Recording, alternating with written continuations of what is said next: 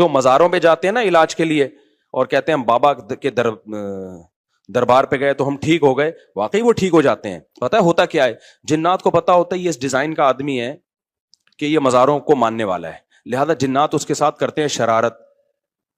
پھر وہ چلا جاتا ہے مزار پہ, جنات وہ شرارت کرنا چھوڑ دیتے ہیں. جب چھوڑ دیتے ہیں تو اس کو یقین آتا ہے یار یہ بابا کی کرامت ہے. تھوڑے دن میں جنات پھر کوئی بڑا اسکرو ڈرائیور لا کے اس کو اسکرو ٹائٹ کرتے ہیں. پھر وہ کہتا ہے یار بابا کے مزار پہ جاؤ, یہ والے چھوٹے بابا ہیں وہ والے بڑے بابا ہیں, ادھر جاؤ وہ تھوڑی بڑی خبر ہے, وہاں رس زیادہ ہوتا ہے, پھر ٹھیک ہو جاتا ہے. یہ ہوتا ہے ان لوگوں کے ساتھ. واقعی آپ نے دیکھا ہوگا نا, مائیں وہ جلاتی ہیں مرچیں, ٹوٹکے کرتی ہیں نا, اور بچہ ٹھیک ہو جاتا ہے, واقعی ٹھیک ہو جاتا ہے. لیکن پتہ ہے کیوں؟ شیطان کو پتا ہوتا ہے کہ اس بچے کی ماں کا ایمان کامل نہیں ہے, یہ ٹوٹکوں پہ یقین کرتی ہے, لہذا شیطان نا بچے کو چٹکیاں مار مار کے رلاتا ہے. پھر ماں کہتی ہے میرے بچے کو لگی ہے نظر, اور نظر کا حل جو سنت نے بتایا ہے بھائی اعوذ بکلمات اللہ تامہ پڑھو, یہ جو دعائیں ہیں, وہ ماں کیا کرتی ہے, وہ مرچیں جلاتی ہیں کہ دھواں ہوگا تو نہیں ہوگا, دھواں نہیں ہوگا تو پتہ نہیں کیا ہوگا.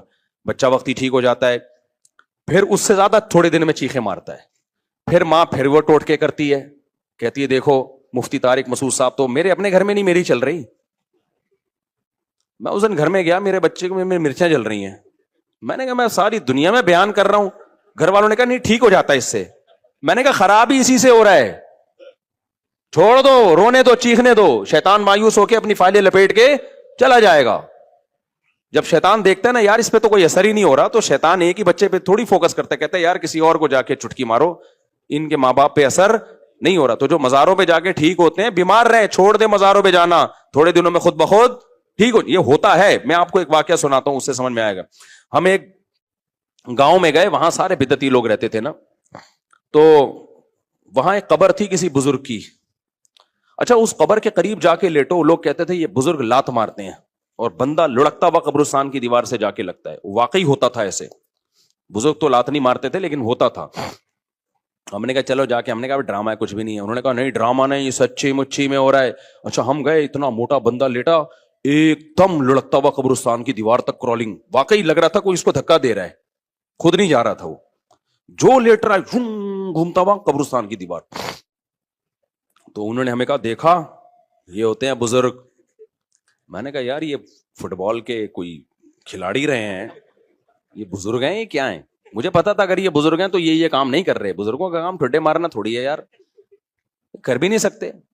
اگر یہ ان میں یہ طاقت ہوتی تو جب ان کو غسل دیا جا رہا تھا ایک چمیٹ لگاتے رکھے, ہوئے میں خود مگا ڈالوں گا اپنے اوپر, تم کیوں میرے جسم پہ ہاتھ لگا رہے ہو؟ تو اندر سے بیٹھ کے نا لاتے مار رہے ہیں.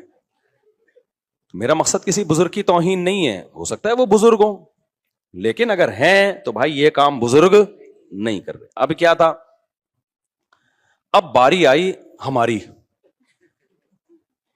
اچھا میرے ساتھ ایک اور مولانا تھے, بہت چھوٹا قد تھا ان کا, دبلے پتلے, ان کا نام ہی ہم نے ملا مختصر رکھا ہوا تھا, یعنی میرے دوست تھے پرانے, لیکن اتنے دبلے